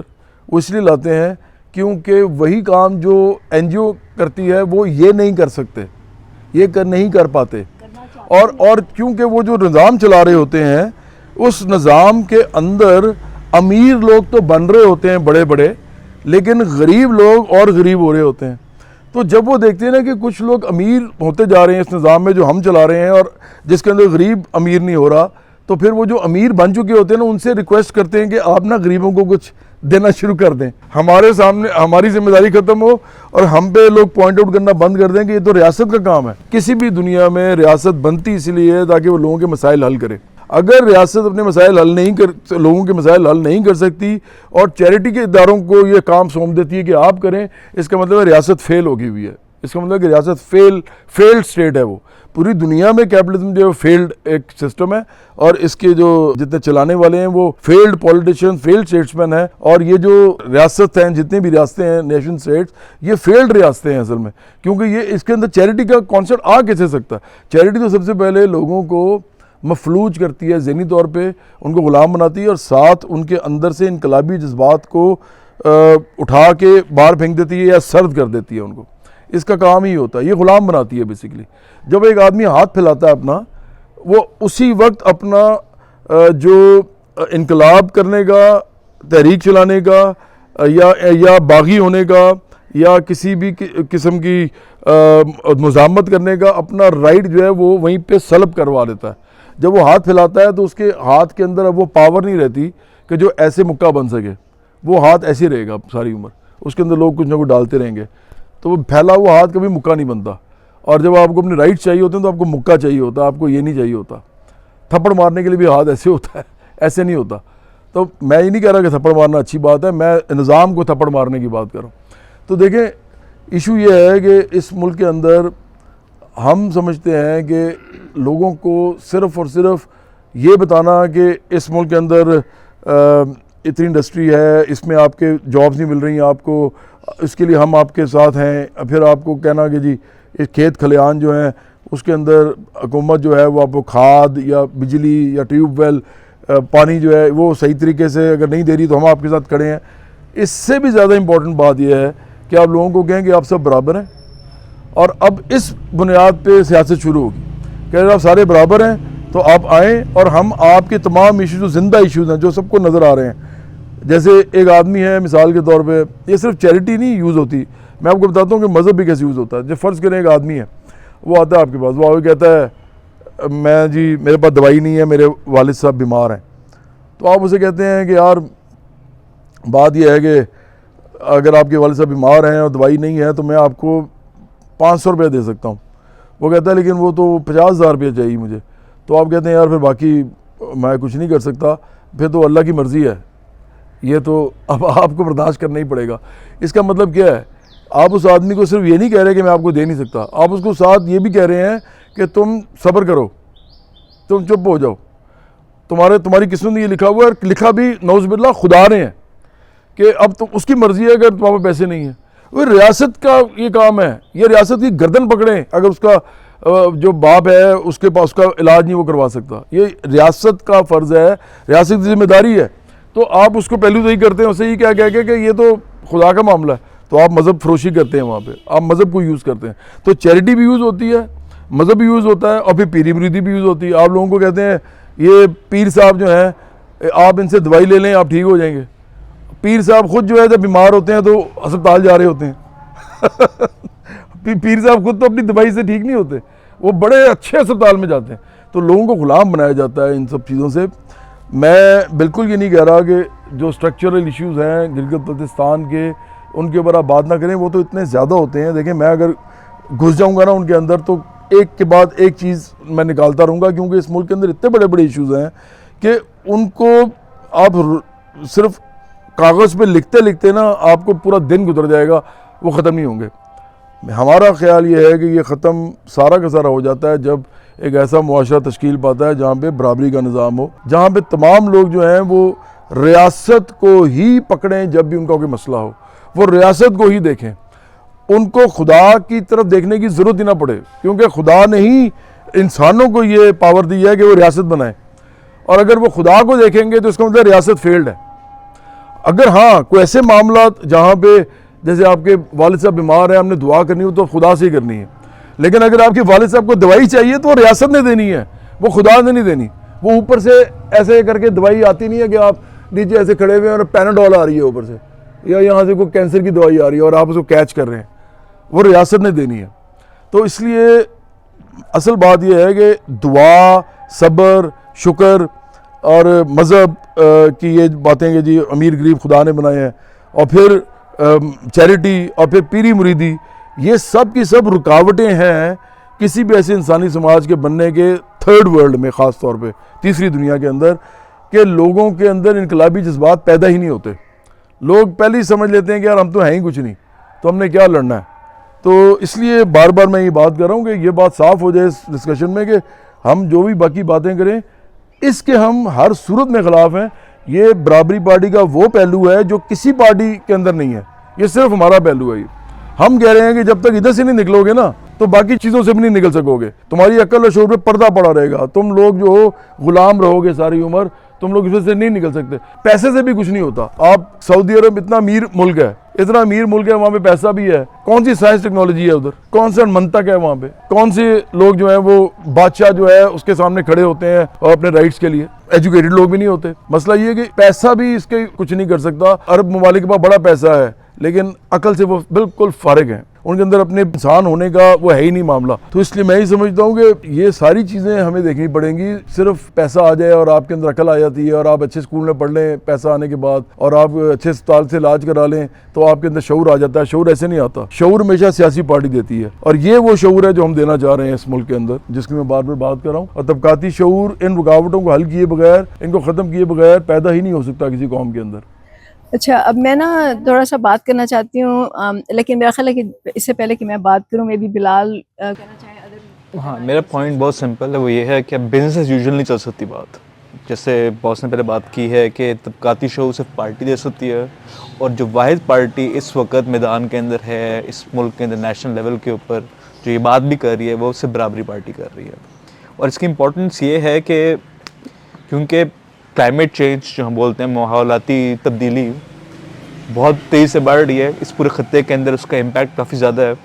तो अगर हम बात करें फ्रैंकली ब्लंटली, पिछले 10 साल में जितने बड़े फ्लड आए हैं पाकिस्तान के अंदर, जो तबाही फेरी गई है वो तारीख़ी हैं और ये ख़त्म नहीं होते जा रहे। अगले आने वाले सालों में ये बल्कि इंक्रीज़ होंगे तादाद के अंदर। गिलगित बल्तिस्तान एक माइक्रोकॉज़म है पूरे पाकिस्तान के लिए। जो इस वक्त वहाँ हम मसले देखते हैं, जो तबाही हो रही है, माहौलियाती या सियासी या माशियाती इकनॉमिक जो मसले चल रहे हैं वो पूरे मुल्क के अंदर चल रहे हैं। और हमने अभी तक तो चले जिस तरह अभी पहिया घूम रहा था, चल रहा था, मुल्क चल रहा था, लेकिन अब मुस्तकबिल के अंदर ये बात इस तरह नहीं चल सकती, क्योंकि जो तबाही होगी हर साल उसको जो रीबिल्ड करेंगे हम किस तरह से करेंगे, इन सवालों के जवाब अभी तक कोई नहीं दे रहा। फ्लड आया, सारे लोग फ्लड के ऊपर ध्यान दे रहे थे, भागते भागते गए हैं, लेकिन जैसे ही फ्लड की न्यूज़ खबरों से गई है, मरीम नवाज़ घूम रही है, ग्रीन बस लॉन्च कर रही है, इमरान खान अपनी जेल में बैठ के अपने रो रहे हैं, और बाकी पीपल्स पार्टी को पता नहीं क्या कर रहे हैं। मेरा पॉइंट ये है कि अगले आने वाले 25 सालों के अंदर पाकिस्तान का मुस्तकबिल डिसाइड होगा कि ऐसा मुल्क एग्जिस्ट करना है कि यहाँ लोगों ने रहना इम्पॉसिबल हो जाएगा। और अभी जो इकोनॉमिक ट्रैजेक्टरी चल रही है उसके मुताबिक हर साल मिलियंस में लोग मरेंगे पूरे खत्ते के अंदर, और ये इंक्रीज़ हो सकता है लेकिन डिक्रीज़ होने के चांस नज़र नहीं आ रहा। लेकिन अगर हम कुछ करना चाहते हैं तो at the end of the day एक ही ऑप्शन बचती है, जो जवाद भाई ने पहले बात की है, कि हम सारे मुनज़्ज़म हों, ऑर्गेनाइज़ हों, कम्युनिटी लेवल पे, नेबरहुड लेवल के ऊपर, हर घर के अंदर, ताकि हम लोग अपने सारे के सारे वसाइल जोड़ के एक प्लान तरीके से इस मुल्क को चला सके, और ये जो बहुत बड़े मसले हमारे आगे नज़र आ रहे हैं दुनिया के अंदर, और किसी कौम को इतने बड़े मसले नहीं फेस करने पड़े, वो हम रिजॉल्व कर सकें। बिल्कुल। मैं कोई ज़्यादा बात नहीं करना चाह रहा। जो आदमी ने जैसे बात की है, अभी बिलाल ने जो क्लाइमेट चेंज की बात की है, तो ये बड़ा खौफनाक मामला है। लेकिन अभी भी हम देखते हैं, वीडियोस शेयर कर रहे हैं लोग कि टिम्बर माफिया उसी तरह से दरख्त काटे जा रहा है, ठीक है, और वो सप्लाई हो रही है, बाकी मामलात भी उसी तरह चल रहे हैं। मतलब रूलिंग क्लास जो पाकिस्तान की है, ये सिर्फ़ और सिर्फ जो है इनका मतमा नज़र है कि ये अपने प्रॉफिट निकालें किसी तरीके से हर एक चीज़ में से, और उसके जो इम्पेक्ट आ रहे हैं या उसके आफ्टर इफ़ेक्ट्स हैं, उससे उनका कोई लेना देना नहीं। मसला ये है कि ये समझते हैं इनके बहुत मतलब तकरीबन सारों के एसेट्स जो हैं मुल्क से बाहर हैं, तो ये मुल्क के बेसिकली स्टेक होल्डर नहीं हैं। ये तो यहाँ पे आए हुए हैं एक तरह से पैसा लूटने, जैसे कॉलोनियल पावर्स आई थी। तो पाकिस्तान के लोगों को जिन्होंने इधर इस मुल्क के अंदर रहना है, जिनकी नस्लें रहनी हैं, जो बाहर जा ही नहीं सकते किसी भी तरीके से, उनको सोचना पड़ेगा कि इसी रूलिंग क्लास के हाथों में ये मुल्क दिए रखना है और ये इसी तरह इसको बर्बाद करते रहें, या इस मुल्क के इक़्तिदार को हासिल करके अपनी आने वाली नस्लों के लिए एक बेहतर मुल्क बनाना है। बात की थी, हैदर ने कहा था कि गिलगित बल्तिस्तान मतलब मुल्क के बहुत से इलाके हैं जिसमें बलूचिस्तान भी है, सिंध भी है, खैबर पख्तूनख्वा भी है, कि वहाँ पे अलहदगी पसंद मूवमेंट्स चलती रहती हैं, कभी कम हो जाती हैं, कभी ज़्यादा हो जाती हैं। गिलगित बल्तिस्तान एक ऐसा इलाका है जहाँ पे कि इस तरह की कोई तहरीक नहीं चली। तो मैं हिस्टोरिकली लोगों को ही बताना चाह रही थी, और हैदर अगर कंफर्म भी कर दें इसको, कि गिलगित बल्तिस्तान की जो हिस्ट्री है पाकिस्तान में शामिल होने की, वो बहुत इंटरेस्टिंग भी है, क्योंकि गिलगित बल्तिस्तान ने खुद जो अलहदगी हासिल की थी वो 1 नवंबर 1948 को वो अपना दिन भी मनाते हैं उस दिन। तो उन्होंने खुद से ये फैसला किया था कि वो पाकिस्तान के साथ शामिल होंगे, और this is something very unique, क्योंकि बाकी जो लोग हैं उनके साथ या कायद-ए-आज़म ने जाके मुआहदे किए थे रियासतों के साथ, या मतलब कोई निगोशिएशंस हुई थी, यहाँ पे यूनियनिस्ट पार्टी थी पंजाब में, उसका वो था, खैबर पख्तूनख्वा में, मतलब डिफरेंट वजूहात से लोग शामिल हुए थे। लेकिन गिलगित बल्तिस्तान के लोगों ने खुद से शऊरी तौर पे ये फ़ैसला किया था कि वो पाकिस्तान के साथ शामिल होंगे, और पाकिस्तान के साथ इन्होंने भी कहा कि पाकिस्तान के साथ वो रहना भी चाहते हैं। मैं समझती हूँ कि ये पाकिस्तानी रियासत की सबसे बड़ी नाकामी, अफसोसनाक और बहुत ही क्या कहना चाहिए, नाकामी से भी कोई अगर ज़्यादा लफ्ज़, हाँ, ना लायकी, ना अहली, खुद गर्जी, मतलब it will be the height of, वो कहते हैं ना, एपैथी होगी, कि अगर गिलगित बल्तिस्तान के लोग जो हैं वो नाराज़ हों या वो खुश ना हों, चाहे उनको कॉन्स्टिट्यूशनल स्टेटस मिले, क्योंकि वहाँ पे जो भी लीगल इश्यूज हैं, लेकिन उन लोगों को उनके राइट्स मिलने चाहिए किसी भी हवाले से। They should be satisfied, they should be made to feel they are part of Pakistan. आप वो कॉन्स्टिट्यूशनली भी कर सकते हैं, वो आप लोगों को दूसरे तरीके से भी दे सकते हैं, सॉल्व देयर प्रॉब्लम्स, उनके गंदम के प्रॉब्लम्स हैं, उनके जो आवाज़ नहीं है उनकी, make them part of the national stream. आप उनको आवाज़ दे सकते हैं, आप उनको प्लेटफॉर्म्स प्रोवाइड कर सकते हैं। लेकिन द प्रॉब्लम इज़ कि इस वक्त जो रूलिंग क्लास है वो किसी और सूबे में तो प्लेटफॉर्म दे नहीं रही, लोकल गवर्नमेंट सिस्टम तक तो इन्होंने तबाह बर्बाद किया हुआ है, तो वो क्यों देंगे। लेकिन this is one of the, क्या कहना चाहिए, एक अलामत होगी पाकिस्तान के हुक्मरान तबके की बेहिसी की, जुल्म की और खुदगर्जी की, कि अगर वो गिलगित बल्तिस्तान के लोगों को इस सतह पर पहुंचा दे कि वहाँ पे अब जो है अलहदगी पसंद मूवमेंट स्टार्ट होनी शुरू हो जाए। तो इस पे लोगों को भी सोचना चाहिए, हम सब उनके साथ खड़े हैं। میں یہ کہوں گی تمام عام جو پاکستانی اس کو سن رہے ہیں ان کو یہ فیصلہ کرنا چاہیے کہ وہ گلگت بلتستان کے عام لوگوں کے ساتھ کھڑے ہیں. عام لوگوں جس طرح کے سب لوگ مل کے ایک دوسرے کے حقوق کی پروٹیکشن کریں گے, اس کے لیے آواز اٹھائیں گے, تو ہی یہ آواز بھی بڑی ہوگی. ہر دفعہ جب ایک آواز اٹھتی ہے اپنے حقوق کے لیے, کہیں سے بھی اٹھتی ہے, جب وہ ساری آوازیں مرج ہوتی ہیں, اکٹھی ہوتی ہیں, تو وہ آواز اونچی ہوتی ہے, اس میں طاقت آتی ہے, وہ سنائی دیتی ہے, وہ ریزونیٹ کرتی ہے ایوانوں میں. تو یہ سوچنا کہ یہ تو صرف گلگت بلتستان کا مسئلہ ہے یا فلاں خطے کا مسئلہ ہے یا فلاں صوبے کا مسئلہ ہے, this is the biggest trap that we are ان.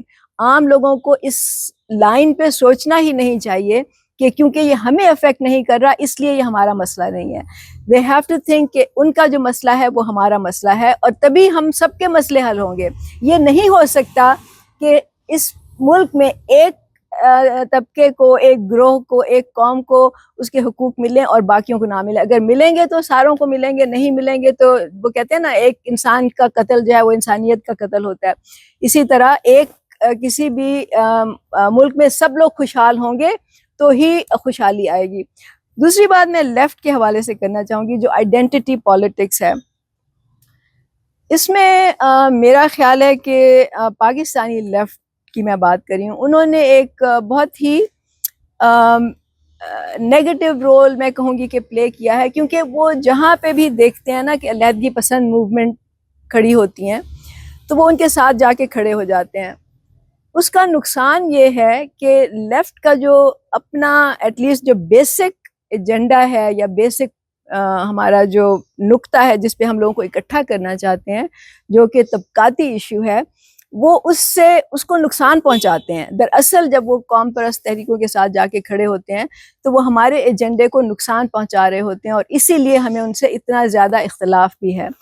تو اور دوسری بات یہ کہ میرا خیال ہے کہ وہ جہاں کہیں دیکھتے ہیں کہ اس طرح کی کوئی تحریک اٹھ رہی ہے تو ان کو کیونکہ نیشنل لیول پہ, کیونکہ بہت سارے لیفٹ کے گروہ ہیں, بہت ساری تنظیمیں بھی ہیں, کچھ پارٹیاں بھی ہیں, لیکن ان کو نیشنل لیول پہ کوئی آئیڈینٹیفیکیشن, ان کی آئیڈینٹی نہیں ہے, کوئی پہچانتا نہیں ہے, ان کی آواز نہیں ہے, تو وہ اس طرح کی تحریکوں کے ساتھ کھڑے ہو جاتے ہیں کیونکہ ان پہ کیمرے لگے ہوتے ہیں, اور اس سے وہ ایک اپنی لیجٹمیسی قائم کرنا چاہتے ہیں کہ دیکھو ہمیں بھی لوگ سن رہے ہیں, ہمیں بھی دیکھ رہے ہیں. آپ یہ دیکھیں نا کہ وہ شیریں مزاری ہیں, وہ جاگیردار ہیں, ان کی بیٹی جو ہے اس کو آج کل انقلابی بننے کا شوق ہوا ہے. وہ تحریک انصاف کی وہ ریاست مدینہ بنا رہی تھی, وہ جو شیریں مزاری, عمران کی جعلی ریاست مدینہ, اور جو بیٹی ہے وہ پوری زندگی میں اس نے ایک لبرل اور سیکولر ماحول میں اس نے زندگی گزاری ہے, اور اب وہ ادھر آ کے آج کل انقلابی بنی ہوئی ہے, اور وہ لیفٹ اپنے آپ کو کہتی ہے, اور وہ ہر وقت ریاست کے سامنے جو بھی کھڑا ہوتا ہے ان کے ساتھ جا کے کھڑی ہو جاتی ہے. کیوں؟ کیونکہ کیمرے لگ جاتے ہیں اس پہ, اس کو صرف کیمرے میں رہنے کا شوق ہے. جیسے میں نے کل کہہ دیا کہ جی وہ مشتاق صاحب جو ہیں سینیٹر, وہ بھی کیمروں کے لیے جو بھی کر رہے ہیں اس وقت کر رہے ہیں, تو لوگ مجھے کہہ رہے ہیں کہ جی آپ وہ تو ادھر جا رہے ہیں.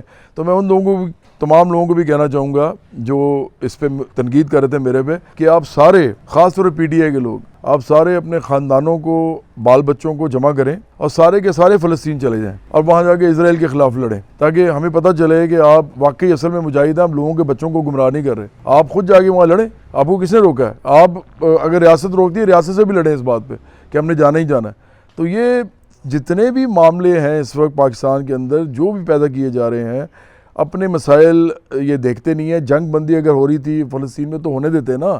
جنگ بندی کسی بھی صورت میں برابری پارٹی کا پہلا ڈیمانڈ ہے. جنگ بندی ہوگی تو انسان مرنے بند ہوں گے. اب اسرائیل کو تسلیم کرنا نہ کرنا یہ تیسرا سوال ہے. دوسرا سوال یہ ہے کہ اسرائیل اور غزہ کا جو آپس میں, یا فلسطین کا, ان کا آپس میں سیٹلمنٹ کیا ہوگی.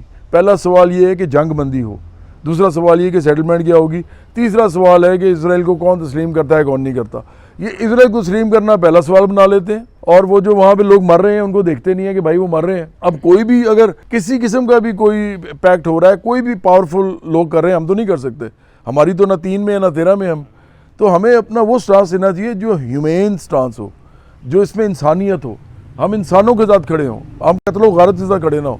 تو یہ کیا کہتے ہیں جی ہم تو اسرائیل کو صرف تسلیم نہیں کریں گے. بھئی کون کہہ رہا ہے تسلیم کرو؟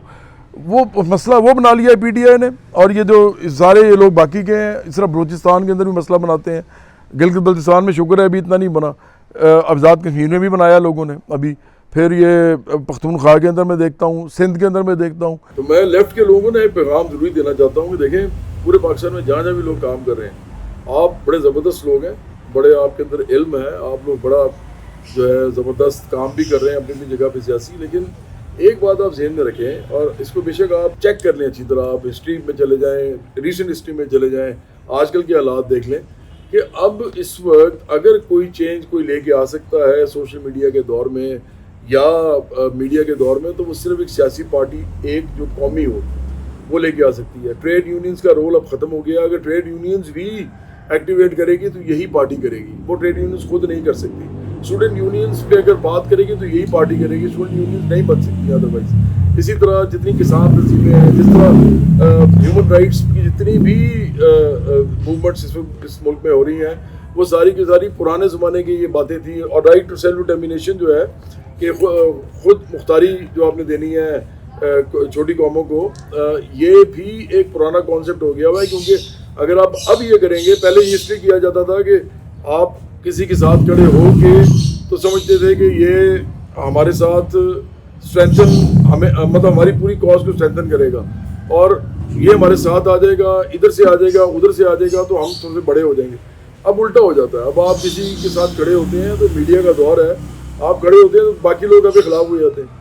آپ کو ایک قومی اسٹرگل کرنے کے لیے اور کیا چاہیے, سوشل میڈیا آپ کے پاس میڈیا میں جتنی بھی فیسلٹی آپ لے سکتے ہیں, سہولت لے سکتے ہیں, آپ کی جتنی بھی جان آپ کے اندر ہے وہ لیں. اس کے علاوہ آپ لوگوں کو جو ہے اپنے بیانیے بنائیں, بیانیت لوگوں تک لے کے جائیں. تو اس کے لیے آپ کو ایک ہی پارٹی چاہیے ہوگی, ایک بڑی پارٹی جو بائیں بازو کو پورے پاکستان کے اندر ایک بڑی پارٹی کے حوالے سے لوگوں کے اندر لے کے جا سکے, اور لوگ اس کو دیکھیں تو اسی طرح انسپائر ہوں جیسے وہ یہ جو فراڈ پارٹیز ہیں, جو بورژوا پارٹیز ہیں, ان کو دیکھ کے ہوتے ہیں. کیونکہ ان کے امیجز بڑے ہیں, ان کے اندر جو لوگ ہیں ان کے بھی امیجز بڑے ہیں, تو لوگ لوگوں کو دیکھ رہے ہوتے ہیں اور ان کے لوگوں کے پیچھے جو پارٹیز ہیں ان کو دیکھ رہے ہوتے ہیں. تو یہ والے جو میتھڈز ہیں ان سے ہم نکل آئے, یہ فائدہ نہیں ہے, یہ انتشار کی طرف جائیں گے. اب آپ اگر فرض کریں کہیں پر بھی اس طرح کی موومنٹس کریں گے نا, تو اس کے دو صرف نتیجے نکلیں گے. یا تو یہ نتیجہ نکلے گا کہ ایک کیوس ہو جائے گا وہاں پہ, اور ہر قسم کا گروپ جو ہے وہ اندر داخل ہو جائے گا, اور آخرکار وہ کہتے ہیں نا جس طرح انارکی ہو جاتی ہے, وہ انارکی کی طرف آپ جائیں گے. اور دوسرا یہ ہے کہ آپ پھر کسی اور گروپ کے ہتھے چڑھ جائیں گے اور وہ آپ کے اوپر حکومت کرنا شروع کر دے گا. جیسے ہم نے کہا, میں نے پہلے بھی کہا, انگریز چلے گئے تو ہمارے پیچھے مطلب ہمارے لیے اپنے پیچھے یہ چھوڑ گئے جو ان کے ہی کارندے تھے, اور وہ آج تک ہمارے اوپر بیٹھے ہوئے ہیں. تو اس لیے اگر آپ نے کوئی طبقاتی شعور دے کے بڑی پارٹی کھڑی کرنی ہے تو لیفٹ کے لوگوں کو ہمارے ساتھ آنا چاہیے, برابری پارٹی کے ساتھ. یہ وہ پارٹی ہے جو پورے پاکستان میں جس کا نام جا رہا ہے اس وقت, اور پورے پاکستان میں اس کا نام جانا جاتا ہے. صرف اس کو ہر گھر میں پہنچانے کی صرف دیر ہے. اس کے بعد اس ملک کے اندر ایک بڑی جب بائیں بازو کی پارٹی کھڑی ہوگی تو اس ملک کے مسائل حل ہونے کا پہلا قدم لیا جائے گا, پہلا سٹیپ لیا جائے گا. تو آپ جو بھی اس کے علاوہ کر رہے ہیں ہم اسے اتفاق نہیں کرتے, لیکن آپ ٹھیک ہے, اگر آپ کو لگتا ہے کہ آپ کو یہی کرنا ہے تو آپ یہی کرتے رہیں, لیکن ہمیں نہیں لگتا کہ اس سے کوئی فائدہ ہوگا پاکستان کو یا اس کے عوام کو. بالکل ٹھیک ہے. تو coming I think we sum up now, I think we have said, آپ نے حیدر آپ بول لیں, دین وی ول سم اٹ اپ. چند مہینے پہلے گلگت بلتستان میں نا, چونکہ اٹونومس رائٹ تو ہے ہی نہیں وہاں پہ, تو وہاں اسمبلی میں ایک یہاں کے مافیاز نے ایک بل پاس کروایا لینڈ ریفارمز کا. تو مجھے حیرت ہوتی ہے, 1947 سے آج تک پاکستان کے کسی بھی صوبائی اسمبلی میں یا نیشنل اسمبلی میں آج تک جو ہے نا یہاں پہ جو ہونے چاہیے لینڈ ریفارمز جو اس ملک کے اندر ہونے چاہیے. ایک تو گلگت بلتستان تو لوگوں نے جنگ لڑ کے آپ کے ساتھ انہوں نے ایفیلیشن کی ہے, تو وہ تو سب کچھ انہوں نے خود کیا. جہاں آپ نے ریاست خود جنگیں لڑی ہیں اور زمینیں لی ہیں یا اپنی بارڈرز کی حفاظت کی ہے, وہاں پہ لینڈ ریفارمز ہو نہیں رہے ہیں. اور گلگت بلتستان میں جو ہے نا ایک ڈسپیوٹڈ ٹیریٹری آپ کہتے ہیں کہ وہ ڈسپیوٹڈ ٹیریٹری ہے, اور وہاں پہ اپنے من پسند کے جو ہے نا آپ لینڈ ریفارمز کروا رہے ہیں. تو یہ بہت अजीब व गरीब सूरत हाल थी लास्ट टाइम। आई थिंक कि लैंड रिफॉर्म्स नहीं है ये, एक्चुअली ये रियासत को उन्होंने या कोई जो भी कमेटी है या कमेटी, उनको उसने राइट दे दिया है कि आप डिसाइड करें कि ये जो कॉमन लैंड है एक वहाँ पे, उसके बारे में फैसला करें कि ये लैंड किसके पास होगी और कैसे इसकी तकसीम होगी और क्या होगा। देखें, पहली बात यह है कि वहाँ पे डेफिनेटली रिफॉर्म्स होने चाहिए, लैंड रिफॉर्म्स, लेकिन मेरा कहना ये है कि जहाँ पे आपको अपने मफादात नज़र आते हैं आप वहाँ पे लैंड रिफॉर्म्स करेंगे। आप बात किन की कर रहे हैं? मैं ये रियासत की बात कर रहा हूँ। इस वक्त जो हुकूमत जो है मुस्लिम लीग नून है, इस वक्त मुस्लिम लीग नून करवा रही है, तो ये लैंड रिफॉर्म्स उनकी तरफ से हो रहे हैं, ठीक है, असेंबली में बिल उनकी तरफ से गया है। तो मैं ये कह रहा हूँ कि जहाँ पे एक्चुअल में लैंड रिफॉर्म्स होने चाहिए इस मुल्क के अंदर चारों सूबों में, जो बड़ी तादाद में माफियाज के पास ज़मीनें हैं, जो एक्चुअल में जो किसान हैं उनके पास ज़मीनें है ही नहीं, तो सारा का सारा ज़मीन उन माफियाज के पास। आप बाहर सिटीज़ में जाएं या आप खेतों में चले जाएं, सारी ज़मीन तो माफियाज के पास है, वहाँ तो होती नहीं है। और आप कैसे जो है ना गिलगित बल्तिस्तान में, जहाँ आप ये कह के लोगों को ऑटोनोमस राइट नहीं देते हैं कि वो एक डिस्प्यूटेड टेरिटरी है, वहाँ पे अपने लैंड रिफॉर्म्स के बिल आप पास करवाते हैं और यहाँ पे होते ही नहीं है। लेकिन हैदर, ये जो लैंड रिफॉर्म्स का ये वाला बिल है ना, ये तो उस नेचर का है ही नहीं कि लोगों को राइट्स दिए जाएं। मतलब दिस लैंड रिफॉर्म्स की जो इसकी जो नेचर है वो बहुत डिफरेंट है। मैं ये कह रहा हूँ एक्चुअली कि सिर्फ नाम असेंबली के अंदर वो उन्होंने- पावर नहीं है, तो आप कैसे रिफॉर्म्स करवा सकते हैं? हाँ, मतलब आपका मतलब ये है कि जो लैंड रिफॉर्म्स हो रहे हैं वो to the benefit of ruling class हो रहे हैं। बिल्कुल यही मैं कह रही हूँ। हाँ, यही है। लेकिन ये है कि ना यहाँ देखो, मैं सिंपल बात करूंगा, आप बिल्कुल ठीक कह रहे हो, आपको पॉइंट भी समझ रहे हैं लोग जो देख रहे हैं। लैंड रिफॉर्म्स कौन करवा रहा है इसके ऊपर डिपेंड करेगा कि लैंड रिफॉर्म्स किस तरह के होंगे। अगर हमारी हुकूमत है आम लोगों की, तो लैंड रिफॉर्म्स आम लोगों के फ़ायदे में होंगे। अगर रूलिंग क्लास जो है वो सरमायादार जगीरदार माफियाज की है, तो लैंड रिफॉर्म्स उनके हक में होंगे। तो ये तो दीवार पे लिखा हुआ है। मैं फिर वही कहूँगा, मैं ये कहूँगा, देखें, असल मसला पाकिस्तान में ये नहीं है इस वक्त कि सिर्फ लोगों के इश्यूज़ के ऊपर बात की जाए या उनको उछाला जाए। असल मसला ये है कि ये माना जाए पहले कि इंसान बराबर होते हैं और हम सब की ये ज़मीन है, ये खुदा की ज़मीन है, तो ये हमारी ज़मीन है, क्योंकि खुदा ने सबको दी है। खुदा ने किसी को रजिस्ट्री करके नहीं दी ज़मीन किसी को भी। आज तक जितनी भी ज़मीनें लोगों के पास हैं वो सारी की सारी इन्होंने आपस में साज़बाज़ करके आपस में मामला करके ली है। खुदा ने कभी कोई रजिस्ट्री नहीं दी जिसके ऊपर खुदा ने अपनी मोहर को नौज़बिल्ला लगाई हो, जिसके ऊपर लिखा हो कि अल्लाह ताला, ऐसी नौज़बिल्ला कोई मोहर नहीं है। इसका मतलब ये है कि जितनी भी ज़मीनें लोगों के पास हैं वो आखिरकार सिस्टम में जो ताकतवर लोग थे उन्होंने ज़मीनें एक्वायर की हैं, कब्ज़े किए हैं, गवर्नमेंट के साथ साज़बाज़ करके ली हैं, रियासत से ली हैं, जिस तरह भी ली हैं। वो पहले भी यही हो रहा था, अभी भी वही हो रहा है। तो ये तो हम नहीं रोक सकते। ये इसी तरह जिस तरह हम पैलेस्टीन में जो कुछ हो रहा है वो हमारी रोकने की औकात ही नहीं है। औकात जिनकी है वो भी यही करते रहेंगे जो वो कर रहे हैं, क्योंकि वो सरमायादारी निज़ाम के सबसे बड़े मुहाफ़िज़ हैं और सबसे बड़े वो उसके सुरखेल हैं। तो हम तो सिर्फ बैठ के रोना रो सकते हैं ना। तो अगर दुनिया में कोई भी चीज़ इस वक्त जिसकी वजह से दुनिया के मसाइल ठीक होने हैं, अगर कोई एक है तो वो सिर्फ तबकाती सियासत है, जो कि तबकाती शऊर दिए बगैर नहीं बन सकती। और तबकाती शऊर देने के लिए उसके रास्ते में रुकावटें भी आपको सारी अबूर करनी है और लोगों को बताना है। अमली सियासत के अंदर जब आप बराबरी की बात करते हैं, इंसानी बराबरी की, तो जब आप अमली सियासत में दाखिल होते हैं तो आपको पता लग जाता है खुद ही कि हमारा जो पैगाम लोगों तक हम नहीं लेके जा रहे, उनमें रास्ते में रुकावटें क्या क्या हैं। तो उनमें जो रुकावटें हैं वो रूलिंग क्लास ही होती है, इसमें कोई शक नहीं है।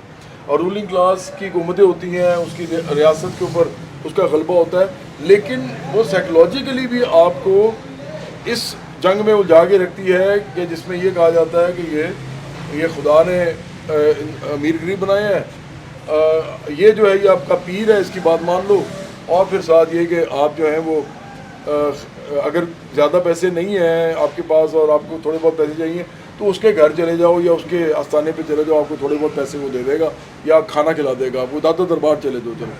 तो ये तीनों चीज़ें हैं, ये भी रुकावटें हैं। उसके अलावा पाकिस्तान के अंदर आम लोगों को सियासी शऊर देना, उनके अंदर ان کے علاقے کے اندر جو بھی معاملات ہیں ان کے اوپر ان کو ایکٹیویزم کی طرف لے کے جانا، ان کو ریاست کے اندر جتنے بھی ادارے ہیں ان کے اندر لوگوں کو کہنا کہ آپ جب جاتے ہیں، ہمارے لوگ جب جائیں گے طبقاتی شعور کے ساتھ، تو آپ وہاں جا کے کون سے ریفارمز کر سکتے ہیں. یہ سارا کچھ اکٹھا ہی ہونا ہے.